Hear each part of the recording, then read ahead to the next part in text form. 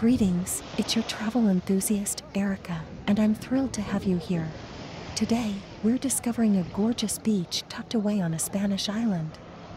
As we begin our walk, I can't help but marvel at the pristine white sand beneath my feet. The sun is casting a golden hue on the surrounding landscape, making everything seem even more magical. Palm trees sway gently in the breeze, providing much-needed shade for beachgoers. As we approach the water, we can see crystal-clear waves gently lapping at the shoreline. It's mesmerizing to watch the sunlight sparkle on the surface, creating a mesmerizing dance of light.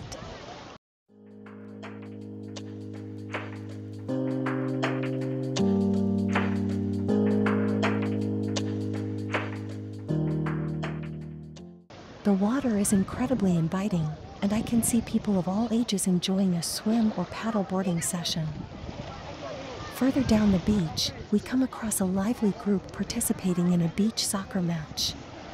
Their laughter and shouts of encouragement fill the air, creating a fun and energetic atmosphere.